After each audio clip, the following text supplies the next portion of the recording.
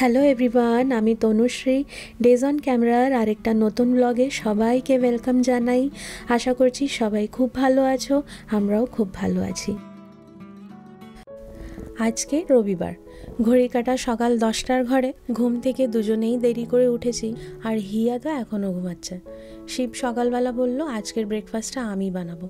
British breakfast ওর ভীষণ প্রিয়, তাই জন্য আজকে যা বাড়িতে ছিল সেই দিয়ে একটা ব্রিটিশ ব্রেকফাস্ট বানিয়েছে। সসেজেস ফ্রাই, স্ক্র্যাম্বলড এগ, আর তার সঙ্গে আমাদের ফেভারিট সকাল সকাল চা আর বিস্কুট। মাঝখানে কিছুদিন গ্রিন টি খাচ্ছিলাম, তবে এই চায়ের নেশাটা কিন্তু আবার ধরেছে। আজকে আমাদের এটাকে লাগানো হলো কেন, ভীষণ কড়া রোদ, আর এখানে সব যন্ত্রপাতি নিয়ে কাজ করছে। গাছটাকে আর বানাতে তো আসলো না, ফেন্সটাতেও কিছুই করছে না। আমাকে গার্ডেনিংও স্টার্ট করতে হবে, তাই ভাবলাম যে নিজেরাই চেষ্টা করি। আর এই জন্য এইখানটাতে এই গাছটাকে কেমন করে একটু দাঁড় করিয়ে দিলে, এই যে হেলে গেছে এটা, তাহলে মোটামুটি ঠিকই লাগবে দেখতে। আর আজকে ভীষণ কড়া রোদ, তাই জন্য এটাকে পেতেছি। গরমের মধ্যে কিছুক্ষণ কাজ করে পুরো লাল হয়ে গেছে মুখটা আমার, আর ভীষণ গরম লাগছে, তাই যে হাঁপিয়ে গেছি। এই জন্য এখানে এসে একটুখানি বসলাম। হিয়া এখনও ঘুমাচ্ছে, এখনও ঘুম থেকে উঠেনিও। এই দেখো, এই জায়গাটা এমনি ছেঁটে আর এমনিভাবে সোজা করে দাঁড় করে দিছি। আর এই গাছগুলোকে সে ওইদিকে বাইরে করছে, এগুলোকে ক্লিন করতে হবে পুরো। এই যে পেছন দিকটাতে এরকম খালি স্পেস আছে, তো ওই জায়গাটাতেই ম্যাক্সিমাম সব গাছ কেটে জমায়, তো আমরা ওই দিকটাই রেখে দিচ্ছি।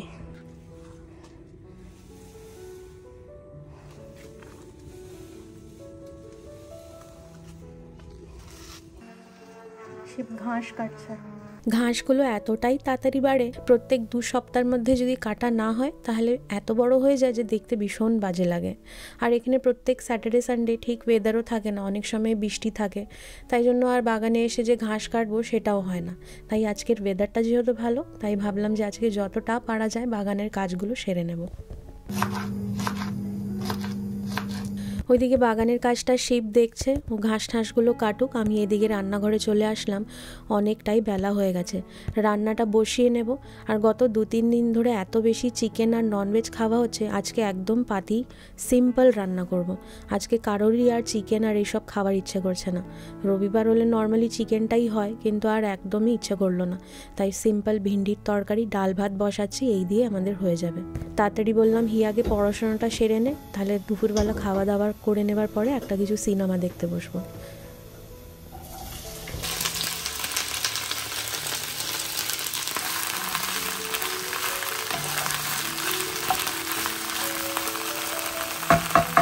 কালকে একটা ড্রাগন ফ্রুট পেলাম, তাই জন্য নিয়ে এসেছিলাম হিয়ার জন্য, ভালো খায় বলে আজকে কেটে দিই।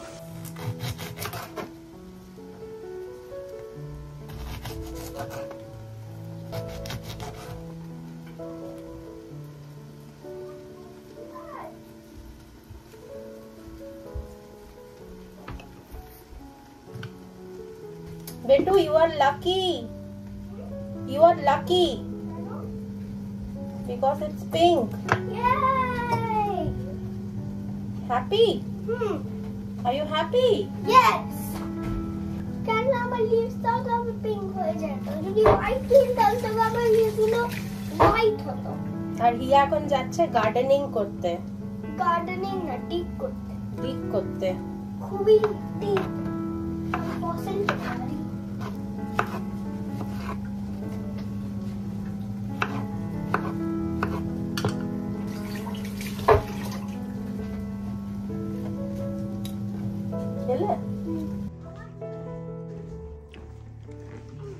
নাও।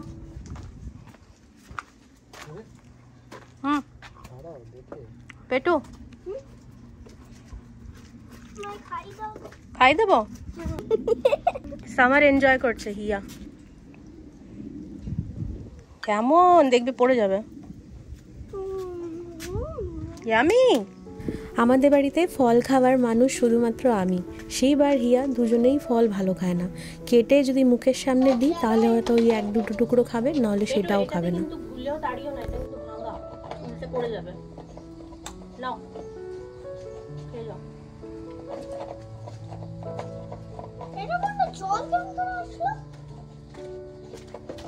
আমি একটা ডিগ আছে।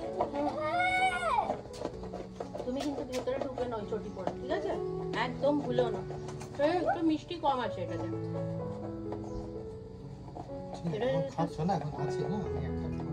সুইটনেসটা কম আছে। আজ যেহেতু বাইরে কোথাও যাওয়ার নেই, তাই জন্য বাড়িতেই আমরা একটু দেরি দেরি করে সব কাজগুলো চলছে। ঘুম থেকে ওঠাও দেরি করে হয়েছে, রান্নাটাও দেরি করে, খাওয়াটাও একটু দেরি করে করব। তো ভিন্ডির তরকারি আমার হয়ে গেছে, শুধু এই পোস্তর বড়াটা ভাজবো, তাহলেই আমার হয়ে যাবে। আর আমাদের বাড়িতে আমরা তিনজনেই পোস্তর বড়া খেতে ভীষণ ভালোবাসি। আমগুলো যে নিয়ে এসেছিলাম এগুলোকে ভাবছি ফ্রিজে ঢুকিয়ে রাখবো, কারণ এই বক্সের মধ্যে এমনিভাবে যদি থাকে আমগুলো তাড়াতাড়ি নষ্ট হয়ে যাবে। একটা লাঞ্চ করে নেবার পরে ভাবছি কাটবো। এই আলফানসো আম কিন্তু ভীষণ টেস্টি হয়, আর গন্ধটাও ভীষণ ভালো আসছে। দুদিন আগেই এই রান্নাঘরে যখন আমি কাজ করছিলাম, রান্না করতে করতে হঠাৎ করে কলিং বেল বাজে। দরজা খুলে দেখি দুজন বয়স্ক ভদ্রমহিলা, তো 65+ বয়স হবে, দুজনেই বাড়ি বাড়িতে ঘুরছেন, বাইবেল রিলেটেড কিছু কিছু ক্যাম্পেন চালাচ্ছিলেন। তো হঠাৎ করে কথা বলতে বলতে একজন জিজ্ঞেস করলেন যে তুমি কি রান্না করছো বলো তো, এত ভালো গন্ধ আসছে। তো আমি বললাম আমরা তো ইন্ডিয়ান আর আমরা বেঙ্গলি, তো আমি আমাদের বাঙালি খাবারই বানাচ্ছি। তো বলছে খুবই ভালো গন্ধ আসছে।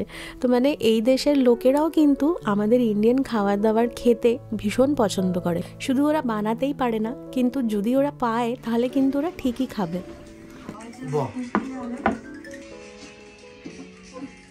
এটা হলো আলফানসো, খেয়ে দেখো কেমন খেতে।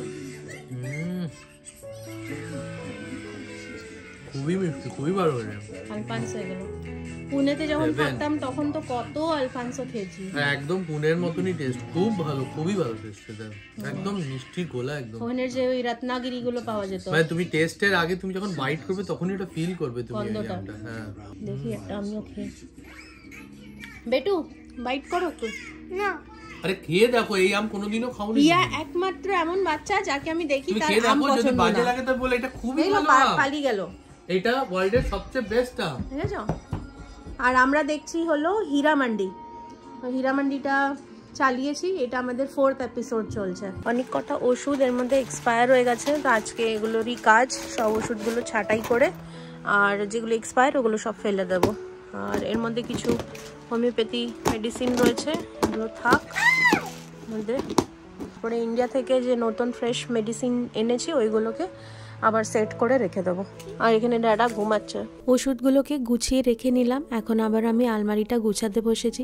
শীতের জামা কাপড়গুলো সব তুলে রেখে দেবো সুটকেসে, আর যেগুলো সামারের জামা কাপড় সেগুলোকে আবার গুছিয়ে রাখবো। রেডিং গেছিলাম, তখন ইন্ডিয়ান শপেতে এঁচড় পেয়েছি। এখানে নর্মালি এই এঁচড় কিন্তু পাওয়া যায় না, খুব রেয়ার, তাই পেয়েছি বলে নিয়ে আসলাম। আজকে এটা দিয়ে একটা রেসিপি করব, আর তোমরা দেখতে পারবে তনুজ 5 ফোড়নেতে।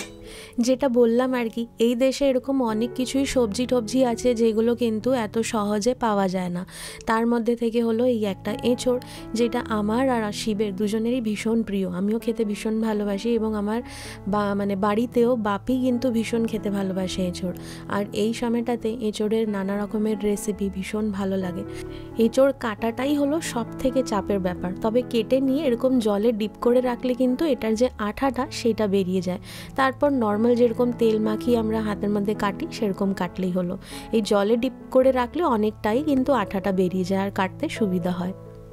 আজকে আমি করছি রেসিপি শ্যুট, আর এই রেসিপিটা তোমরা দেখতে পারবে আমার যেটা কুকিং চ্যানেল তনুজ 5 ফোড়ন, ওর মধ্যে দেবো। এটা আমি করছি এঁচড়ের রেসিপি। এই যে এখান দিকে দেখিয়ে দিলাম, এখন সব জোগাড় যন্ত্র করে নিয়েছি, সেট আপটা লাগিয়ে নিয়েছি। রান্নাঘরটা আমার আসলে অনেকটাই ছোট, তাই জন্য খুব অসুবিধায়, কিন্তু ওর মধ্যেই ম্যানেজ করে করব। আর এই সাইডে একটা লাইট লাগিয়েছি, ওইদিকে একটা লাইট লাগিয়েছি, মানে পুরো সেট আপটা লাগিয়ে নিয়ে বাস সব রেডি রয়েছে। এখন ঘড়িতে দেখো বাজছে হলো অলমোস্ট 12টা, 1 মিনিট হলেই 12টা হয়ে যাবে। তো চটপট রেসিপিটা সেরে নিই। ডাল আর ভাত দুটোই হয়ে গেছে, শুধু এই রেসিপিটা করলেই আমার দুপুরবেলার রান্নাও হয়ে যাবে, আর তারপরে রেডি হয়ে বেরোবো হিয়াকে নিতে। আজ তোমাদের সঙ্গে অল্প করে শেয়ার করলাম যে আমি যখন রেসিপি শ্যুট করি কিভাবে আমি সেট আপটা লাগাই। আর যেহেতু এই দেশেতে সব কিছুই একা হাতেই করতে হয়, তাই জন্য আমার উপরে ভীষণ চাপ পড়ে যায়। তার মধ্যে শুধু একটা না 3টে চ্যানেল আছে আমার, তাই জন্য আরও বেশি চাপ পড়ে যায়। তাও চেষ্টা করি যে যতটা পারি আর কি রেগুলার থাকার, কিন্তু এখন রেসিপিগুলো অনেকটাই কম দিচ্ছি কারণ পেরে উঠছি না আর কি, কিন্তু চেষ্টা করব আস্তে আস্তে যেন আমি রেগুলার হয়ে যাই। রেসিপিটা অলমোস্ট অর্ধেক হয়ে গেছে, একটু বাইরে আসলাম হাওয়া খেতে, ভীষণ গরম লাগছে রান্না করতে করতে, বেশ ভালোই গরম পড়ে গেছে। আজকে একটু বৃষ্টি বৃষ্টিবেলা ওয়েদার, সকাল থেকে মাঝে মাঝে বৃষ্টি ছিটাফুটা হচ্ছে, আবার রোদ বেরোচ্ছে এই। তো হিয়া গেছে স্কুল আর শিব গেছে অফিস। হিয়াকে সকালবেলা স্কুলে ছেড়ে এসেছি, আর আজকে ওর ফরেস্ট ডে। আর ব্যাপার হচ্ছে যে আজকেও নিজের রেলিজগুলো নিয়ে যেতে ভুলে গেছে, মানে ওয়েলিংটন বুট যেটা ফরেস্ট ডেতে নিয়ে যেতে হয় সেটা ভুলে গেছে। তো যাই হোক, ওই শুজ পরেই করবে, কাদা নিয়ে আসলে ওয়াশ করতে হবে।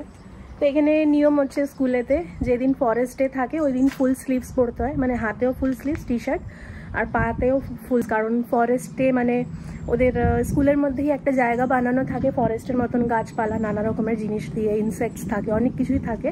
তো ওদেরকে ওখানে অনেক কিছু শেখায় লাইভ, মানে পাতা, ফুল, সয়েল, পোকামাকড়, ইনসেক্ট এইসব ব্যাপারে পড়ায়, অনেক কিছুই পড়ায়, কিছু নানা রকমের। যেমনি এখন ভাইকিং ড্রেস আপ ডে আছে মাঝখানে ওদের কিছুদিন পরেই, তো ভাইকিং বোট বানানো উডগুলো দিয়ে এইসব নানা রকমের জিনিস ওদেরকে শেখায়।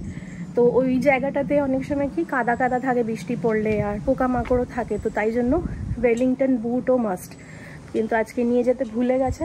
যাই হোক, মাঝে মাঝে হয়, সব প্যারেন্টসদেরই কিছু না কিছু মাঝে মাঝে গন্ডগোল হয়। তো একটু পরে হয়ে গেলে নিতে বেরোবো।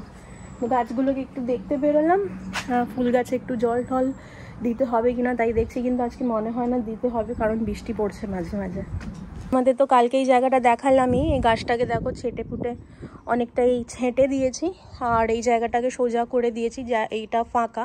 এখন বাকি যখন এই উডের ফেন্সটা লাগাবে তখন পুরোটা ঢেকে যাবে। তো এই গাছটা এতটাই বড় ছিল, ঘন ছিল, যে বাগানটা অনেকটা ছোট হয়ে গেছিলো। এটা কাটার পরে বাগানটা বেশ বড় লাগছে এখন, মানে দুদিকেই প্রপার গার্ডেনিং করা যেতে পারবে। বাইরে বৃষ্টি কোনো সময় নামতে পারে, দেখো কি অবস্থা আকাশের।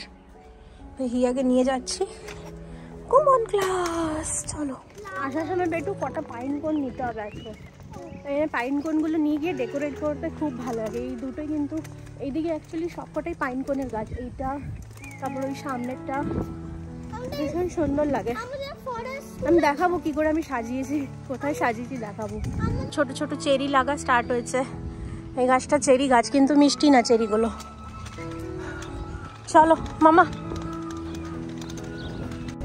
হিয়ার ক্লাস হয়ে গেছে আর শিবও চলে এসেছে। তো শিব বললো ফোন করে যে তোমরা এনে পার্কিংয়ে চলে আসো, আমি ওখানেই ওয়েট করছি, একসাথে গাড়ি করেই যাবো, আর হাঁটতে হবে না। যা ঠান্ডা হাওয়া ছেড়েছে, কান টানগুলো কটকট করছে ঠান্ডা।